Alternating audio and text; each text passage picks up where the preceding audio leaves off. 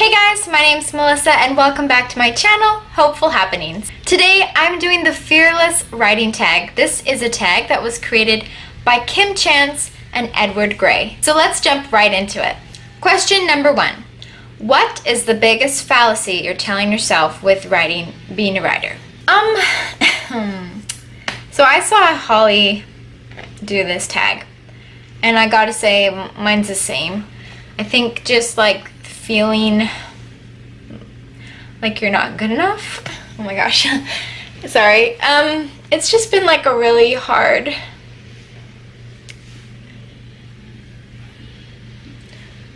It's been a hard year. I think being so close to publishing, with having an agent and having so much hope that things would work out, and then kind of being like back to the beginning again is a little bit hard, to say the least. And I guess I question sometimes, like, if I'm kidding myself, you know, like if I can actually write or not. I know that's not true though. Like, I do know that I'm a good writer, and I do know that I have a lot of great ideas, and like the book that I did write I'm really proud of it. I'm really proud of it.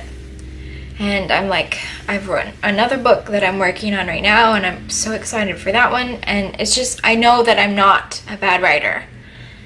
It's just also something that I think every writer struggles with, is like, you love your writing and you think it's amazing, and then the next day you're like, do I even know what the heck I'm doing? And yeah, it can be really hard. I mean, you just put so much of your heart into your words, like a lot. And I guess maybe I shouldn't put so much heart into it, because it makes it harder when you have to like stop working on it or just shelve it. But that's the way that it is when you're an artist. I guess it just comes from your heart. So I apologize. I did not expect this, but it's hard work to be a writer.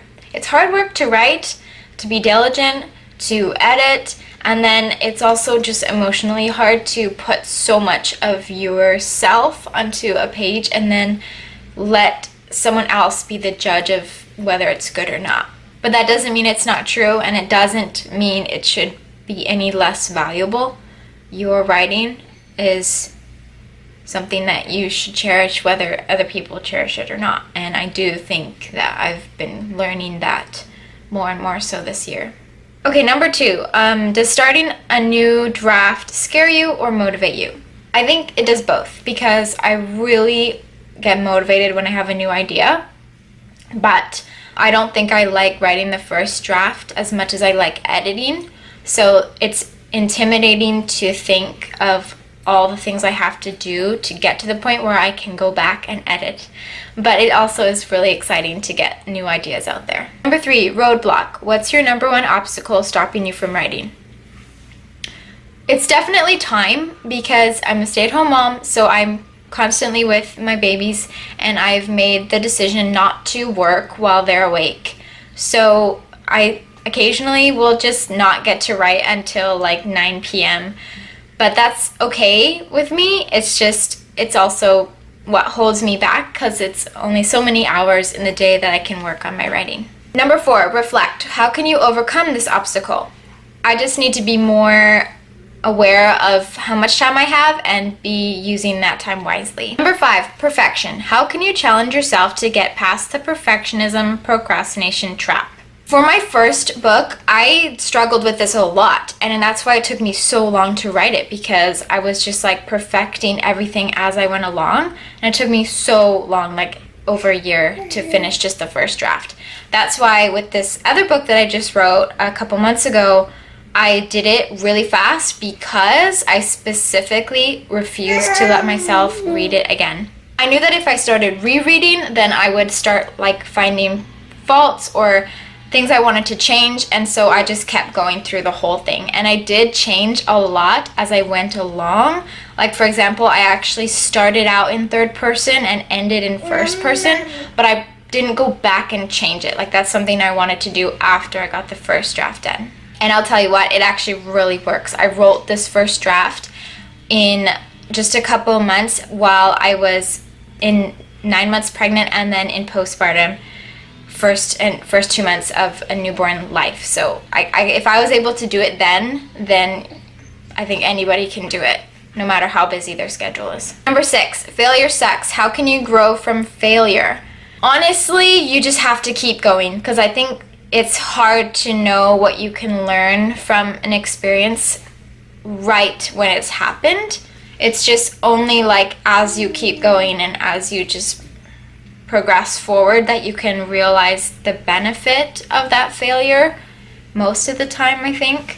So just if you fail in whatever you failed in, just keep going. Maybe take like a little break of like, I don't know, a day or maybe possibly a week, depending on how big the failure is, to like just wallow in self-pity, and then after that just stop and go back right to work again.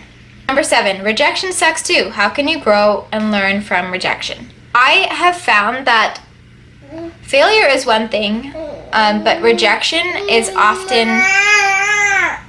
Okay, sorry.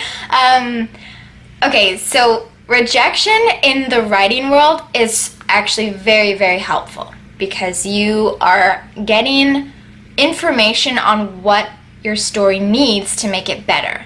And people can sometimes be rude in how they tell you these things, but normally it's really helpful to hear some bad comments about your writing, because it can help you understand what needs to be fixed.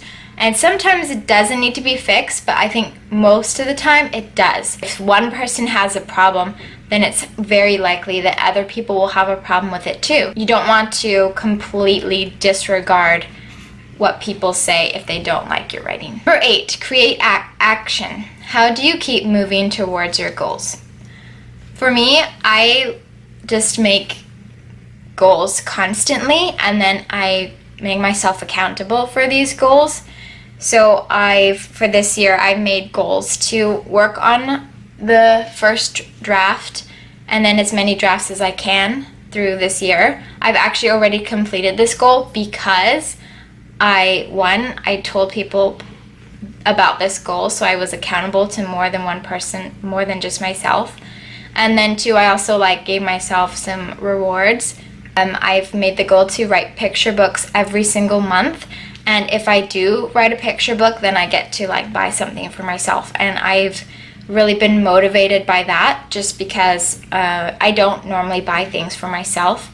And so I have been writing picture books, and I have been keeping to my goals. I also have a calendar where I write down all the things that need to be done, and I have dates that I set for a week and a day. So I have miniature goals in the yearly goal as well. Number 9, new year, new outlook. If fear wasn't holding you back, what would you be doing right now to further your writing dreams? I love to talk to you guys. I love to get to know you better. But I do have a really anxiety over doing things live, just because I'm afraid of things going wrong or not being able to answer a question. That's something that I do need to work on. I need to just be more confident and maybe plan ahead so that I do have material to talk about just in case things do go wayward. I guess that is something that I really would like to work on this year. Number 10, leap of faith. What is one thing you plan to do this year even though it scares you? I have been loving writing picture books. I didn't realize how much I would love it. And so I think by the end of the year, I would like to query at least one of my picture books. So that's kind of scary because I don't have them in a state where they're ready to query yet.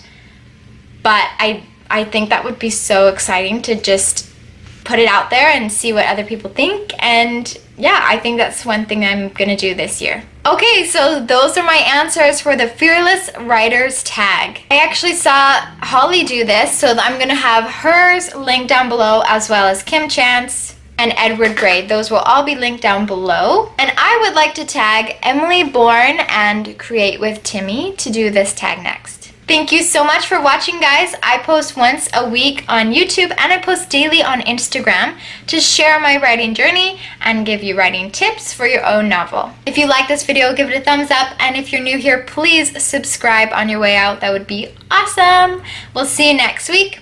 Bye.